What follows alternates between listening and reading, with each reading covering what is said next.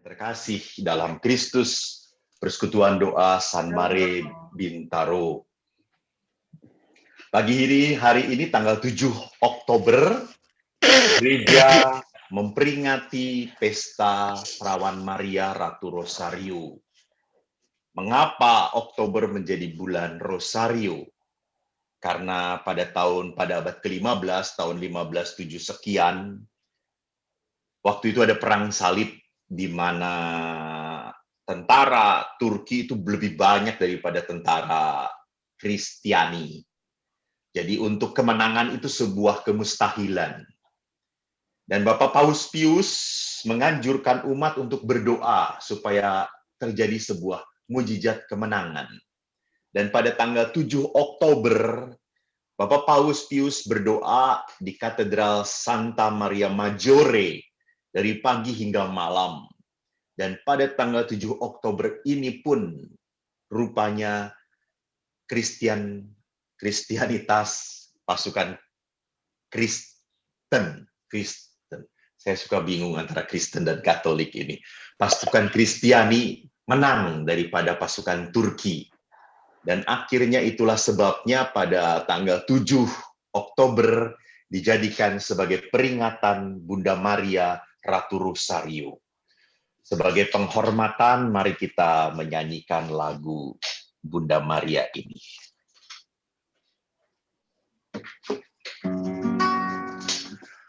Ratu Rosario, Bunda Tuhan, Engkau melahirkan salibnya di depan matamu, rakyatku bermohon,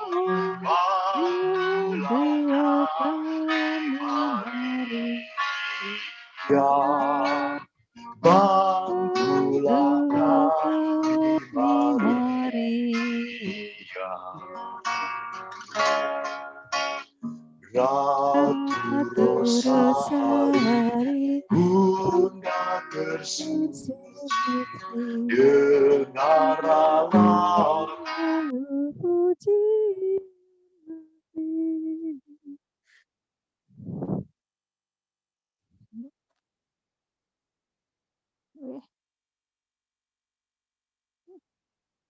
Ya.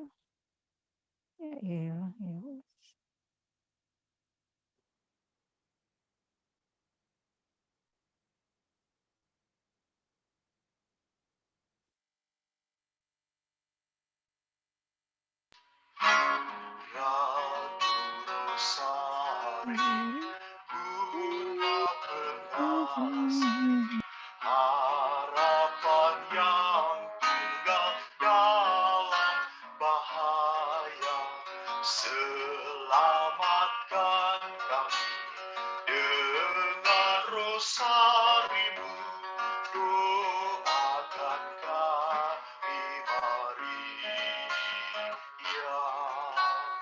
doakan kami, Maria. Mari kita memberi salam kepada Bunda kita Maria. Salam Maria, penuh rahmat Tuhan sertamu. Terpujilah engkau di antara wanita, dan terpujilah buah tubuhmu Yesus. Santa Maria, Bunda Allah, doakanlah kami yang berdosa ini, sekarang dan waktu kami mati. Amin. Rosario adalah sebuah doa yang sangat sederhana, tetapi sangat berdaya, sangat dahsyat. Banyak sekali orang yang memberikan kesaksian bagaimana mereka ditolong oleh Bunda Maria karena kesetiaan berdoa dan mohon doa dari Bunda Maria. Ada sebuah kisah hidup yang diambil dari kisah nyata. Jadi ada seorang anak muda yang sekolah ilmuwan, dia pintar. Suatu hari dia naik kereta api Dan pada saat dia naik kereta api, di depan dia ada seorang kakek tua. Kakek itu sedang diam, sedang pegang rosario. Dia berdoa. Sambil matanya melihat, tapi dia tangannya terus berjalan dan mulutnya terus mengucapkan kata-kata penghormatan. Lalu pada saat selesai, orang muda itu ngomong kepada kakek ini, "Kakek, saya ini sekolah, mau jadi seorang ilmuwan, mau jadi orang pinter. Saya itu enggak butuh doa-doa seperti ini, majis. Ini kayak orang, menyembah berhala. Harus pegang kayak gini, lalu berdoa. Saya akan ajari kakek nanti, supaya bagaimana, supaya lebih mengandalkan otak, kepala. Kita kalau mikir, kita kalau berusaha, pasti berhasil. Nggak perlu pakai rosario-rosario seperti itu." Lalu anak muda itu berkata, "Coba sini kakek punya kartu nama atau tidak? Saya akan ajari kakek." Lalu kakek itu memberikan kartu nama sambil dia wajahnya merasa tidak enak, dia berikan kartu namanya, dan anak ini langsung menyakuin kartu nama itu dan pergi. Mereka berpisah. Beberapa hari kemudian anak muda itu teringat bahwa dia ingin bertemu kakek itu lagi. Lalu pada saat dia mengambil kartu namanya, dia baca namanya dan dia kaget. Namanya adalah Louis Pasteur, seorang profesor dekan Fakultas Ilmu Pengetahuan di Universitas Paris. Anda tahu siapa Louis Pasteur? Dia adalah penemu vaksin rabies. Jadi jangan pernah berpikir bahwa rosario ini hanya untuk orang-orang sederhana. Ya, orang pinter sekelas Louis Pasteur pun setia mendoakan doa rosario. Bahkan Bapak Paus kita pun tiap hari diketemukan sedang berdoa rosario. Jadi aneh kalau orang Katolik tidak terlalu mencintai rosario. Maka saya akan memaparkan beberapa hal yang penting dalam doa rosario menurut ajaran Bapak Paus. Jadi ini yang saya paparkan bukan menurut ajaran Pastor Eko. Pastor Eko enggak tahu apa-apa. Pastor Eko blow on, din bodoh gitu ya. Jadi Anda jangan mengikuti saya, ikuti ajaran Bapak Paus. Nah, yang saya ajarkan, ini yang saya ajarkan Bapak Paus. Saya sebelum mengajak Bapak Ibu untuk melihat apa ajaran Bapak Paus, saya ingin mengajak Bapak Ibu untuk pertama-tama membaca kitab suci dahulu. Supaya kita tidak tidak aneh dengan kitab suci. Ini yang akan kita baca. Baik.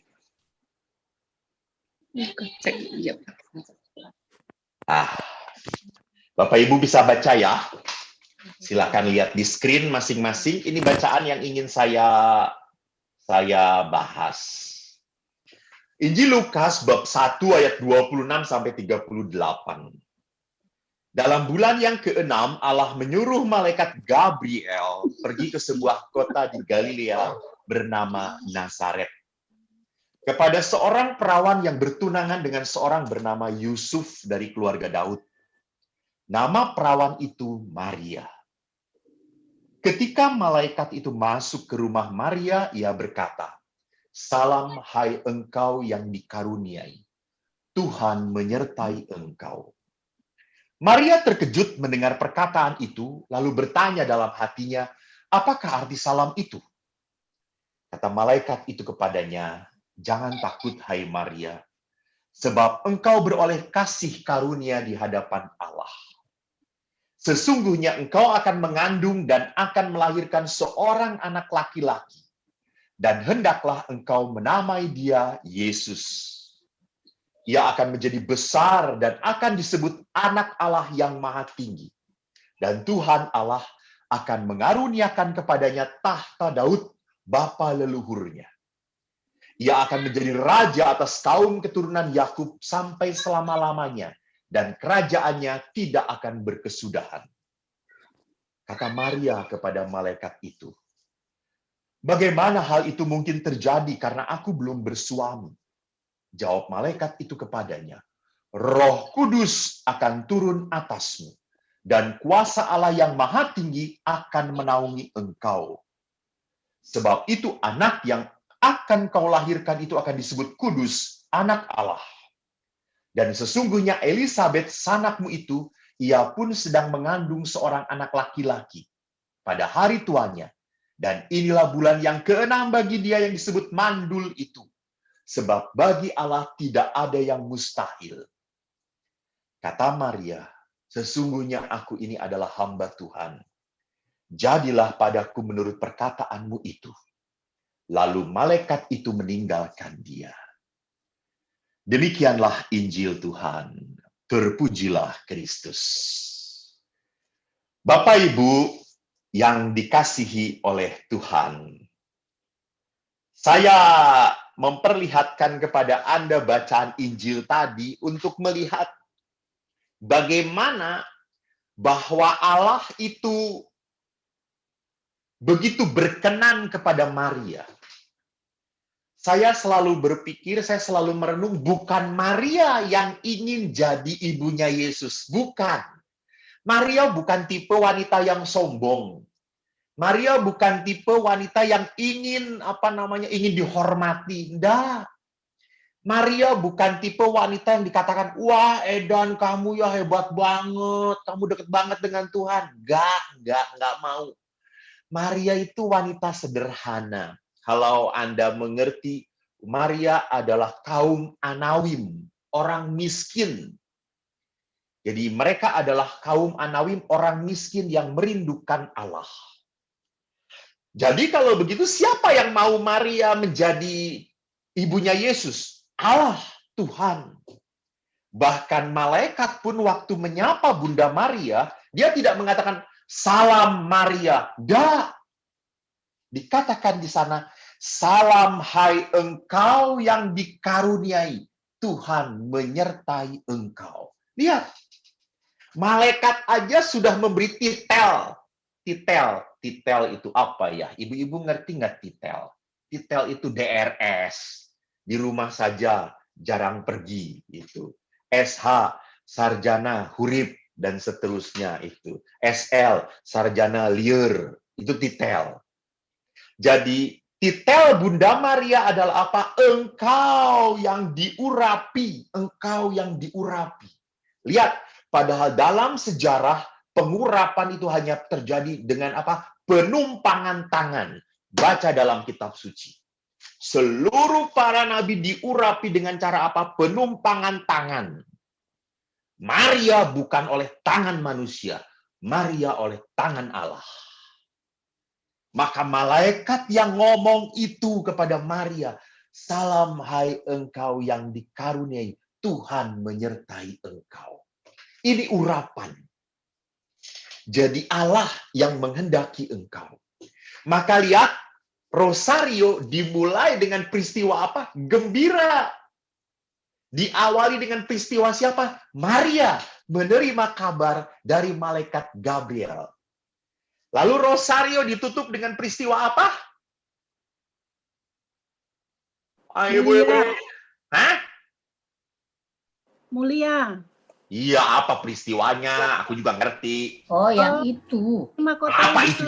Ya itu. Maria dimaskotai di surga. Dimaskotai, bukan dimaskotai. Dimahkotai. Dimahkotai, ya betul. Kalau dimaskotai itu di Jogja, ini dimahkotai itu di Nazaret gitu ya. Di surga. Jadi Maria dimahkotai. Lihat, orang sederhana di dalam perjalanan Rosario, dia dipakai Allah sehingga akhirnya apa? Dimuliakan oleh Tuhan. Maka sebelum Maria dimahkotai, Ratu Maria diangkat ke surga. Jadi Anda mungkin bertanya, Pastor kan itu tidak ada di dalam kitab suci. Nggak ada tulisan Maria diangkat ke surga. Apalagi Maria, dimahkotai. Nggak ada. Betul. Betul, tidak tertulis. Tetapi gereja Katolik tidak hanya berpegang pada kitab suci, tetapi juga pada tradisi suci. Kalau Anda baca Paulus, Paulus pernah mengatakan, jangan hanya kau pegang apa yang tertulis, tetapi juga apa yang menjadi tradisi, apa yang diucapkan. Jadi tradisi lisan adalah tradisi yang diucapkan, dipelihara dari zaman gereja para rasul sampai saat ini.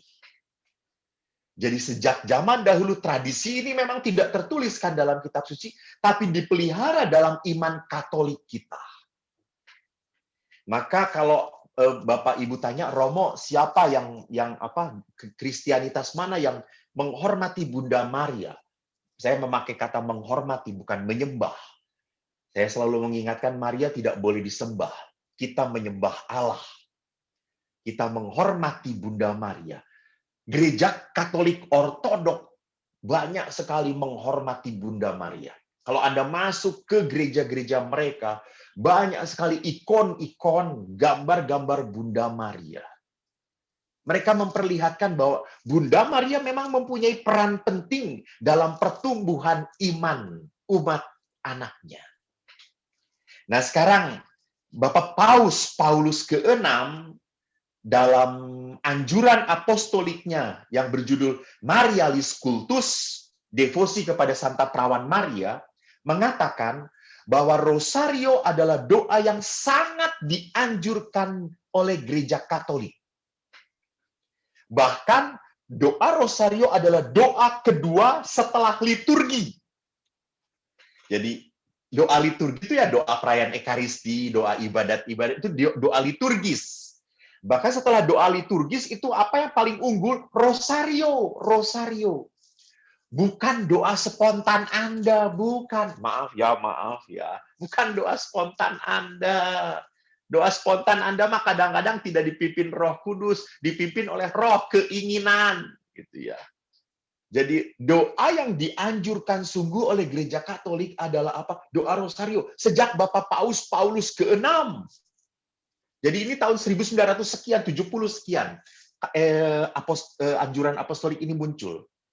Mengapa Bapak Paulus sampai menganjurkan? Pertama, rosario merupakan cara cepat memasuki alam Yesus untuk merenungkan Injil.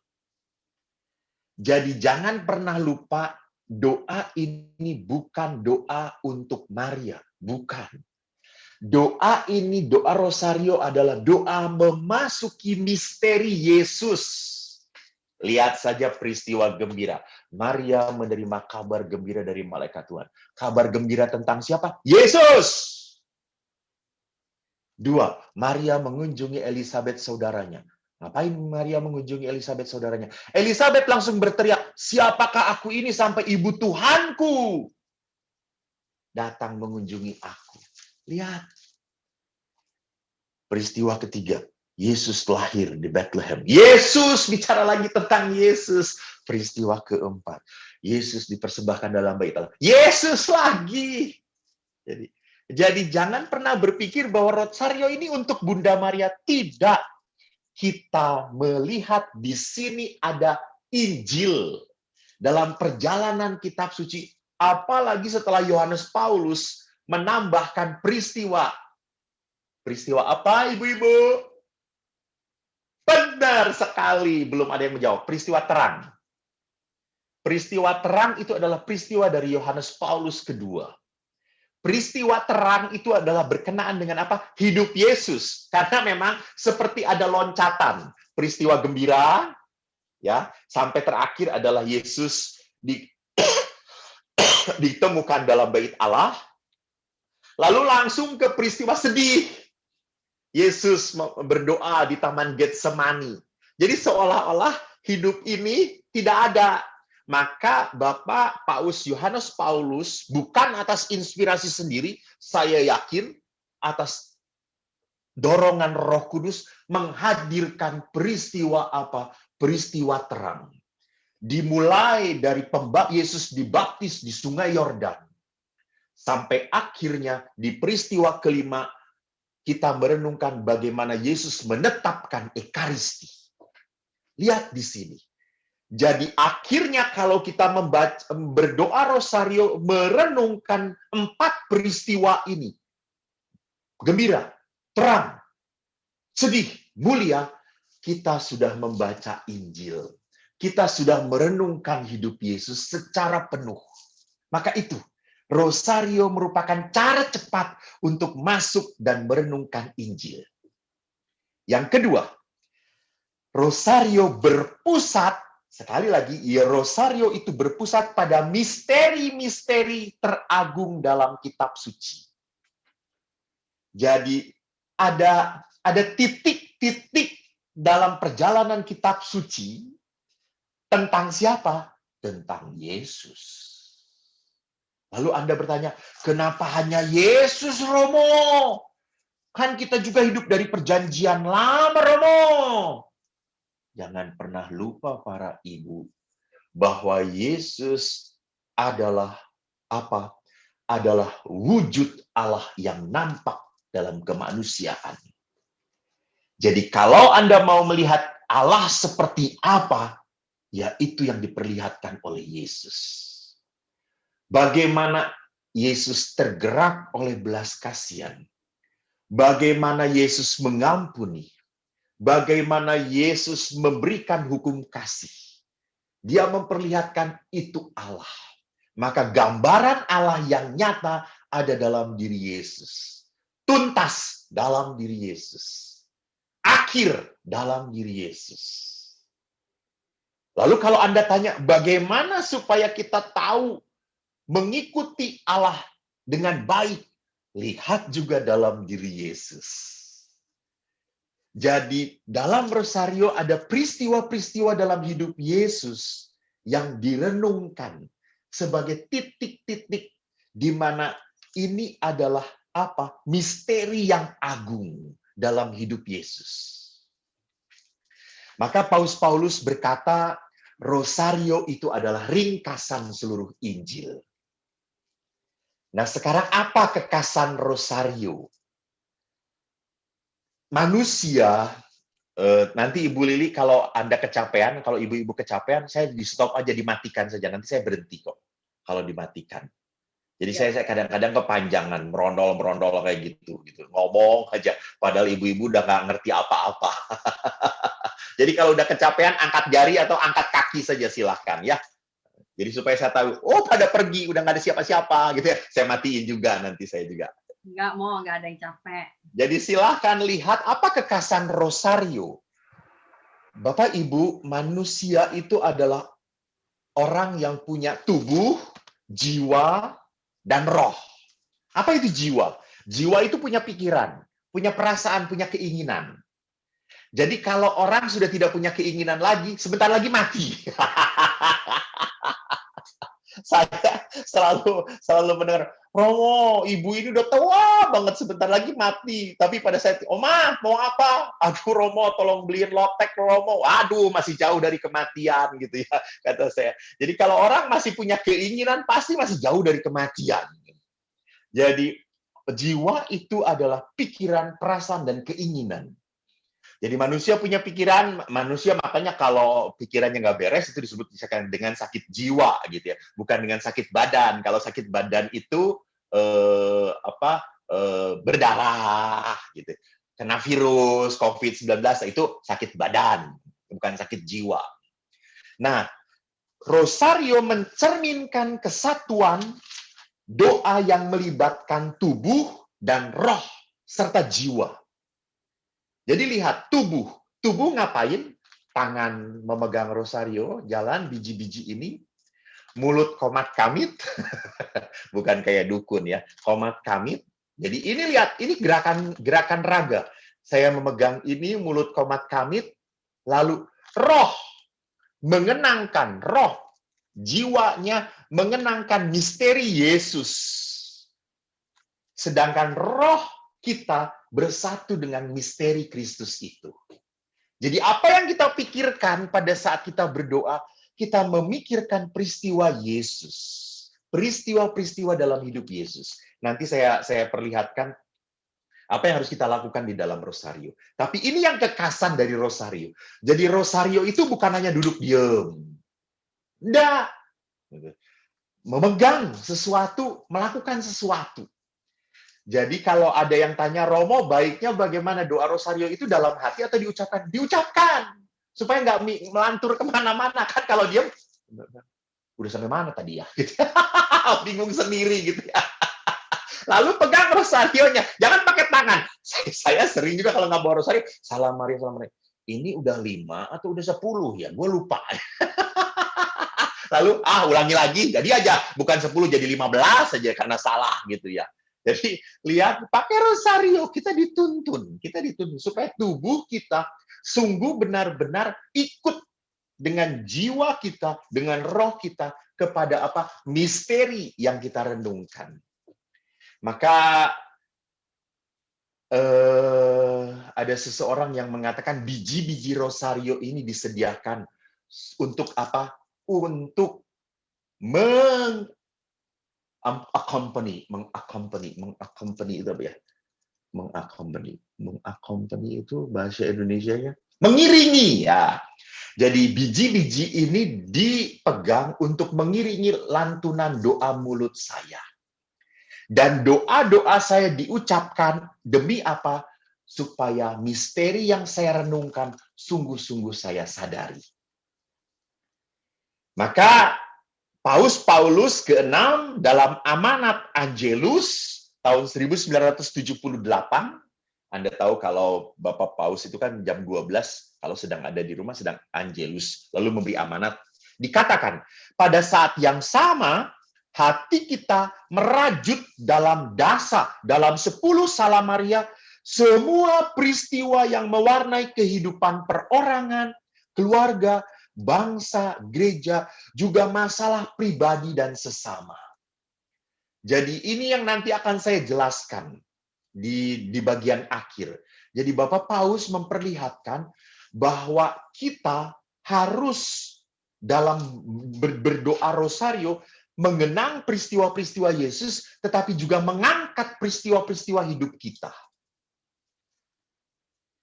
Maka sekarang kalau ada yang berkata, rosario itu membosankan ya. Kenapa? Karena doa itu mengulang-ulang aja. Bukankah Yesus berkata, kalau kau berdoa jangan bertele-tele, gitu ya. Jangan bertele-tele, gitu ya. Jadi apa yang bedanya antara doa bertele-tele dengan doa rosario? Doa bertele-tele adalah doa yang mengulang dengan kehampaan, gitu ya. Ya Tuhan, ya Tuhan, ya Tuhan, gitu ya. Seringkali saya suka sedih kalau udah doa spontan gitu ya. Kadang-kadang ada para pastor kalau udah mau makan ulang tahun kan kita kumpul bareng-bareng. Ada seorang pastor itu kalau doa, ya Tuhanku Yesus, lebih baik rosario daripada dia doa pembukaan makan, kata saya. Rosario itu jelas berhentinya kapan. Dia itu nggak jelas berhentinya kapan. Kita sudah mau amin, dalam itu Tuhanku Yesus, ya ampun gitu ya. Jadi ini bertele-tele. Doa yang diulang-ulang dan hampa. Hampa itu apa? Tidak ada iman, tidak ada bobot, tidak ada misteri yang direnungkan. Maka rosario beda. Rosario adalah pengulangan yang penuh dengan makna. Karena apa yang kita ucapkan, itu perjalanan permenungannya berbeda. Jadi memang kelihatannya dangkal, tapi dalam. Dangkalnya apa? Cuma Salam Maria penuh rahmat. Salam Maria, saya ingat waktu kecil kalau udah Salam Maria penuh rahmat Tuhan sertamu, terpujilah engkau di antara wanita dan terpujilah buah tubuhmu. Kalau ikut Legio Maria juga kan kayak gitu. Salam Maria penuh rahmat Tuhan sertamu, terpujilah engkau di antara. Lalu jawab, Santa Maria Bunda Allah, doakanlah kami yang berdosa ini. Sepertinya dangkal gitu ya. Cuma ngulang hal yang sama. Tetapi pada saat masuk misterinya, di situ ada kedalaman, ada makna. Maka orang itu menjadi bosan, salah, kenapa? Karena terpaut pada pengulangan saja. Jadi orang itu bosan karena dia tidak sungguh-sungguh masuk ke dalam doa rosario. Dia hanya mengulang dan menghitung. Duh, kok nggak sampai selesai 10 lama banget. Jangan-jangan gue nggak jalan-jalan, salah nih gue berhenti di nomor 3 gitu ya. Ini. Jadi jangan-jangan orang itu bosan karena apa? Mikirin nggak selesai-selesai, banyak banget sih gitu ya. Saya teringat sekali di rumah retret, kan kalau retret itu ada acara pengakuan dosa. Kalau udah pengakuan dosa, semua pastor jadi ikutan melayani. Jadi kalau udah anak SD, itu masuk ke salah satu pastor, pastornya memang galak banget gitu ya. Saya galak, tetapi dia lebih galak lagi gitu. Jadi kalau ada yang masuk gitu ya, lalu dia lihat dosanya, lalu dia mengatakan, kamu denda dosanya rosario. Nah itu anaknya langsung keluar. Aduh, gua disuruh rosario gitu. Lalu teman-temannya, apaan? Rosario. Langsung itu pindah semuanya dari tempat dia ke pastor-pastor yang lain. Jadi mereka tahu kalau sudah denda rosario panjang banget, minimal setengah jam. Anda tahu panjang gitu ya. Jadi mengapa rosario membosankan? Karena mungkin kita berpikir kok nggak selesai-selesai. Kita hanya terpusat pada apa? Pengulangannya. Padahal Bapak Ibu jangan pernah lupa pengulangan itu tidak pernah salah. Hidup kita pun terlalu terulang. Bangun tidur, gosok gigi, makan pagi, minum kopi, ketemu suami kita, alah, mau tidur, ketemu lagi, bangun tidur. Begitu pengulangan. Bahkan alam semesta pun menjadi sebuah pengulangan. Pagi, matahari selalu terbit dari ufuk timur dan tenggelam di ufuk barat. Itu selalu terulang. Liturgi pun mengulang. Kalau Anda 3 tahun perayaan Ekaristi, bacaan yang Anda dengar akan kembali Anda dengar. Terulang. Jadi jangan pernah merasa bahwa tradisi doa gereja Katolik adalah tradisi doa yang kering, hampa. Hampa itu kalau Anda salah. Kalau Anda salah melakukannya. Hampa itu akan terasa kalau Anda hanya melihat ini sebagai sebuah formalitas, beban, kewajiban untuk menghabiskan begitu banyaknya rangkaian Salam Maria. Pasti hampa, pasti berat.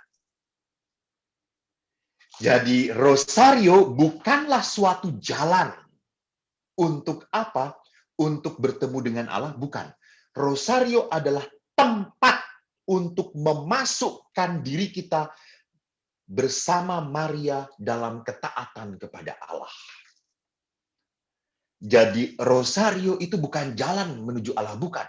Rosario itu adalah tempat bagi kita untuk bersama Maria, taat, mendengarkan, melakukan, dan menyimak firman Allah. Disitulah kenapa rosario bisa Anda lakukan dimanapun. Kalau Anda di rumah sakit, sedang menunggu resep, rosario. Kalau Anda sedang menunggu suami yang tidak pulang-pulang, entah kemana dia, entah diambil sama maling atau apa, berdoa rosario. Jadi Anda akhirnya apa? Di dalam doa rosario, Anda menemukan tempat ketenangan yang kudus. Di dalam doa rosario, Anda bisa melepaskan segala tetek bengek dalam hidup Anda. Saya punya kesaksian tentang rosario. Saya ini memang sejak kecil rosario wajib oleh orang tua saya, ayah saya. Jadi setiap malam itu kami rosario. Karena menjadi sebuah kewajiban sejak kecil, maka sampai sekarang rosario menjadi sebuah ya boleh dikatakan rutinitas, tapi juga boleh menjadi sebuah kerinduan, kebahagiaan untuk rosario. Lalu suatu saat saya bersama teman saya itu naik motor dari Bandung. Kita di Bandung, di Biara, Pandu. Kami mau memberi retret ke Lembang. Lalu waktu itu kami berangkat jam 4, sedangkan retret anak remaja mau dimulai jam 5. Saya naik motor dan teman saya kecil duduk di belakang. Lalu dia berkata, ayo kok, cepet kok, ngebut. Kita ngebut. Karena kalau tidak ngebut, kita nanti telat.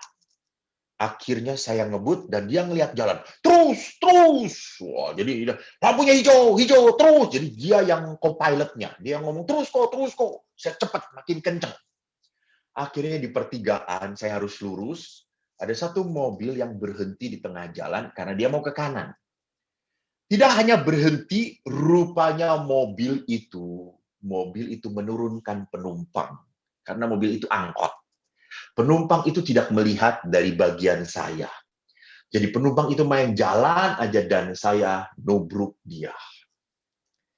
Lalu apa yang terjadi? Dia tergeletak, kepalanya duluan, saya melihat dari spion, percis ngelihat, dan dia muntah. Lalu akhirnya teman saya berkata, udah kok kamu nungguin di rumah sakit, kita bawa ke rumah sakit. Saya langsung memberi retret. Jadi itu kurang ajarnya teman saya, pinter dia. Kamu nungguin yang sakit, saya memberi retret. Jadi dia cari mudahnya. Tapi ya berhubung saya ini blow on, saya taat. Saya itu sejak kecil taat karena blow on gitu ya. Jadi saya taat. Dan tahunya Anda saudara-saudara, dia harus di-scan. Di CT scan kepalanya, lalu saudara-saudaranya datang. Saya jujur, saya rosario. Saya takut. Saya takut satu, mati orang ini. Kalau mati saya masuk penjara. Padahal saya ingin jadi pastor, bukan ingin tinggal di penjara, ingin tinggal di biara gitu ya. Saya berdoa rosario. Yang kedua juga saya takut bahwa pasti keluarganya datang dan marah pada saya. Saya takut banget. Saya berdoa rosario. Asli, itu malam. Dan tiba-tiba pada saat saya peristiwa keberapa, 3 barangkali ya. Dan peristiwanya sedih. Anda tahu kan sedang sedih. Jadi peristiwa sedih. Padahal hari itu adalah hari Minggu. Harusnya kan peristiwa mulia gitu ya. Ini ya karena situasinya sedang sedih, gua ambil peristiwa sedih gitu ya karena ketakutan. Itu saya diam, tiba-tiba saya mendengar saudara, siapa yang nabraknya gitu. Tapi dia ngelihat saya dan saya sedang pegang rosario, dia langsung suaranya merendah. Dia langsung suaranya merendah. Langsung saya berkata, terima kasih Tuhan, terima kasih Tuhan. Gara-gara dia pegang lihat rosario, saya sedang berdoa, dia langsung turun suaranya. Lihat orang berdoa, mana ada orang yang mau menyakiti.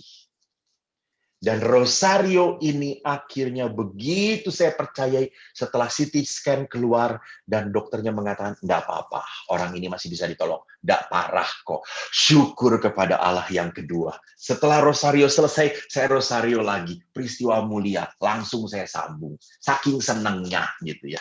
Jadi apa yang saya mau katakan, bahwa lihat rosario itu menjadi tempat bagi manusia untuk menemukan ketenangan, untuk menemukan kekuatan, untuk menemukan penyertaan.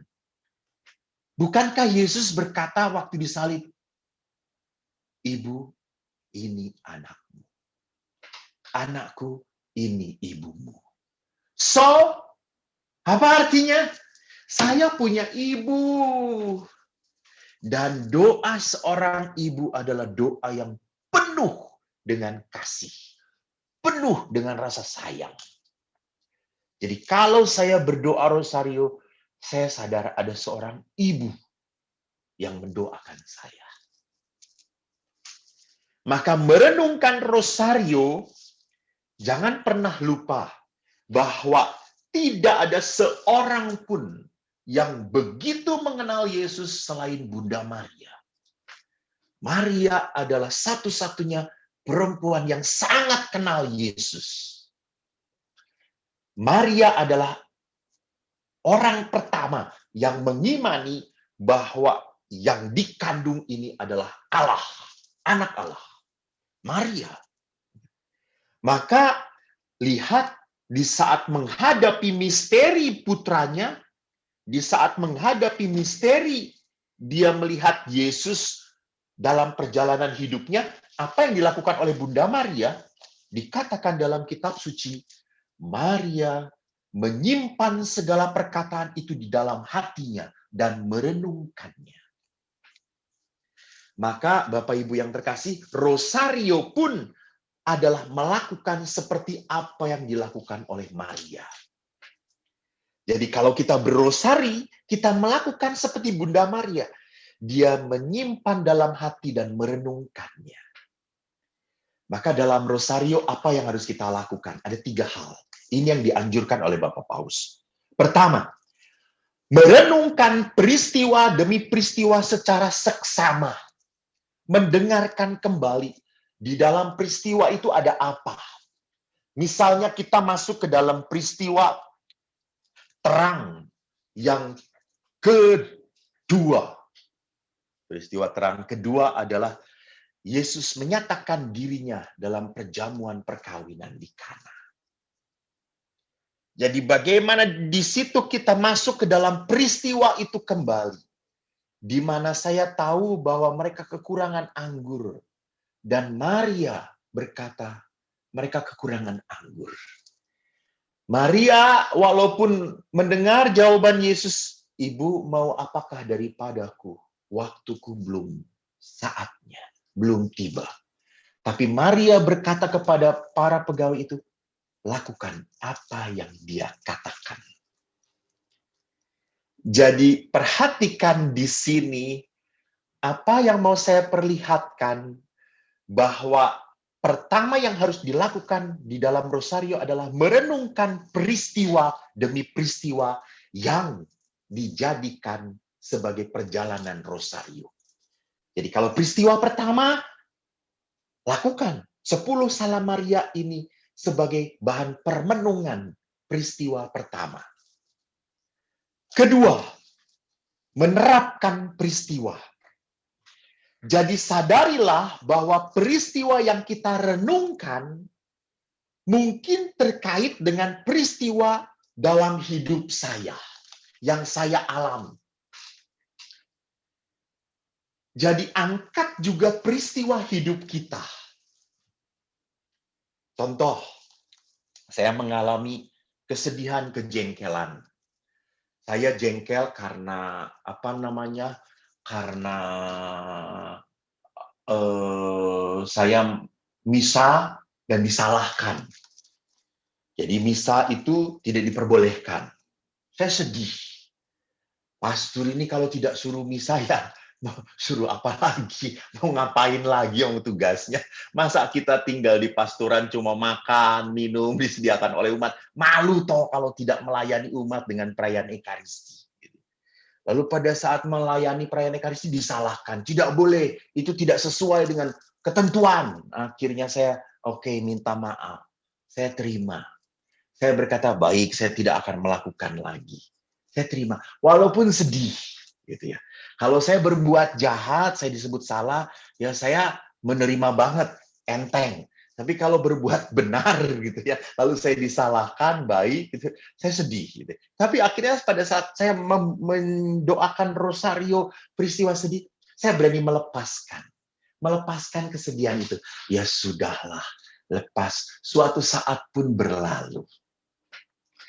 Jadi perhatikan, di samping kita merenungkan peristiwanya Yesus, kita juga membawa peristiwa hidup kita sebagai bagian untuk mengikuti Kristus. Jadi kita melihat peristiwa kita dalam perspektif Tuhan, dalam perspektif Allah, bukan dalam perspektif luka, jengkel, marah, kesel, asem. Nah itu bukan kayak gitu. Jadi kalau kita hanya melihat dalam perspektif marah, jengkel, luka, asem, kampret, saya nggak akan lagi. Nah, itu baru. Itu perspektif luka. Tapi pada saat kita angkat dalam perspektif doa, kita melihat peristiwa itu dalam perspektifnya Tuhan. Mungkin peristiwa sakit ini adalah cara Tuhan untuk apa? Menyertakan kita dalam penderitaannya. Ketiga, jadi menerapkan peristiwa itu dengan peristiwa hidup kita. Ketiga, merumuskan tindakan yang didorong oleh Roh Allah untuk dilaksanakan dalam hidup kita. Nah, jadi doa rosario itu sekali lagi bukan berhenti pada tenang, bukan berhenti pada damai, bukan berhenti supaya saya udah nyaman. Tidak. Berdoa itu harus sampai pada action, pada tindakan. Maka Bapak Paus pun mengingatkan, setelah berdoa, kita harus merangkai tindakan yang membuahkan kebaikan untuk dilaksanakan. Jadi tindakan yang didorong oleh Roh Allah. bukan tindakan yang didorong oleh roh jahat, roh kebencian, roh angkara murka, roh emosi, roh pembalasan. Bukan. Tetapi doa rosario harus menggerakkan tindakan kita untuk didorong oleh roh Tuhan. Nah, akhirnya saya terakhir saja. Sebelum terakhir, saya mengangkat apa yang dikatakan oleh Bapak Yohanes Paulus kedua. Kalau tadi yang dipaparkan oleh Bapak Paulus ke-6, saya sekarang melihat apa yang dipaparkan oleh Yohanes Paulus kedua. Bapak Suci Yohanes Paulus kedua adalah seorang bapak yang sungguh sangat berdevosi kepada Bunda Maria. Maka dari itu, dari beliaulah, dari orang kudus inilah lahir peristiwa terang di dalam gereja. Jadi dalam ensiklik Rosarium Virginis Mariae, Bapak Paus mendesak supaya Rosario dihidupkan kembali. Setelah peristiwa 11 September, Bapak Paus, Anda tahu pemboman itu, Twin Tower, Bapak Paus sedih. Banyak orang setelah pemboman itu malah lihat berita Fox, lihat berita CNN. Bapak Paus sedih, kenapa kok tidak orang-orang itu setelah mendengarkan berita yang menyedihkan, yang memprihatinkan, kenapa tidak cari rosario? Kenapa tidak cari doa? Bukan cari berita, bukan cari sensasi. Ini yang diprihatinkan oleh Bapak Paus. Jadi manusia itu condongnya kalau dengar berita yang aneh-aneh, langsung cari berita, di-share, supaya makin panik, supaya makin ramai. Nah, Bapak Paus mengatakan, itu bukan tindakan anak Tuhan. Bapak Paus mengatakan, kalau Anda tindakan sebagai orang beriman, mendengar berita itu, carinya rosario, pegang rosario. Maka Bapak Paus mengatakan, rosario harus dihidupkan kembali. Kenapa? Kita butuh karunia damai. Terlalu banyak kekerasan di dunia ini. Terlalu banyak kebencian, terlalu banyak ketakutan. Lihat saja, saya prihatin kemarin, tanpa sengaja saya buka YouTube, saya dengar seorang anak SD kelas 5 gantung diri. Hanya karena dimarahin, tidak dimengerti oleh budenya, oleh ibu angkatnya. Gantung diri. Jadi ada orang yang karena kebencian membunuh saudaranya. Ada orang yang karena kebencian ayahnya sendiri meninggal, tidak mau mengurus ayahnya meninggal. Ada karena kebencian juga, dia setelah dididik, dibesarkan oleh orang tuanya sudah tua, dilupakan begitu saja. Tidak pernah diingat-ingat. Ini kan berarti apa? Simpanan kebencian, kemarahan yang terlalu banyak di dalam hati orang. Maka rosario adalah senjata yang paling ampuh untuk mengatasi kekacauan di dalam diri kita. Jadi para ibu, kalau Anda gelisah, marah, jengkel, ambillah ini. Bapak Paus mengatakan ini senjata yang pertama dan utama. Bisa mengalahkan setan dalam diri kita. Jadi sekali lagi, setan yang paling jahat itu bukan dalam genderuwo, kuntilanak, itu bukan. Setan yang paling jahat dalam diri kita adalah apa? Kebencian, marah, keinginan membalas. Itu yang paling harus kita kalahkan. Yang kedua, Bapak Paus mengatakan rosario adalah alat yang paling andal membangun keluarga.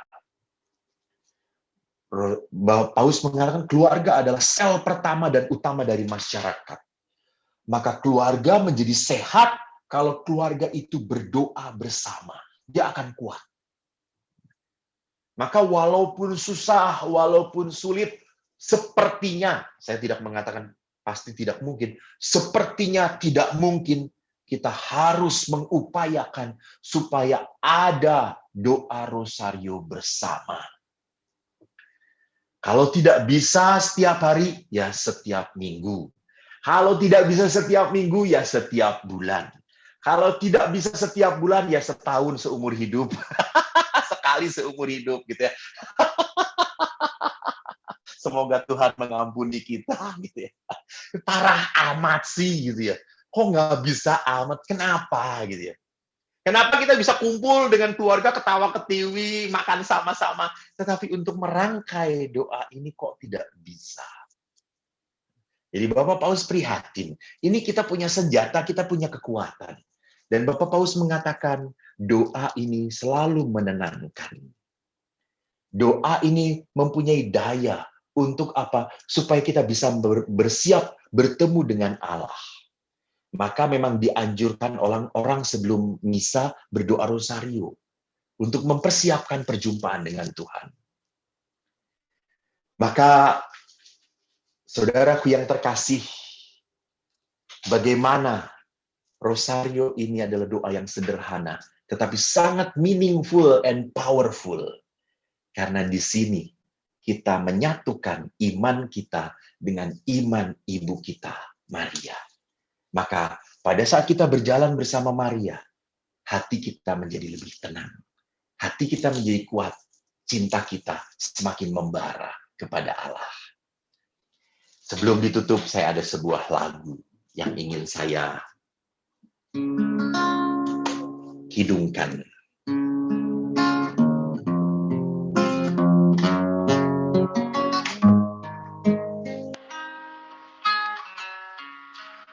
Kuatkanlah hatimu,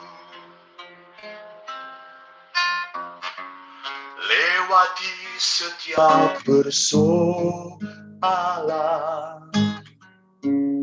Tuhan Yesus selalu menopang. Jangan berhenti harap padanya. Tuhan pasti sanggup. Tangannya takkan terlambat untuk mengangkatmu. Tuhan pasti sanggup.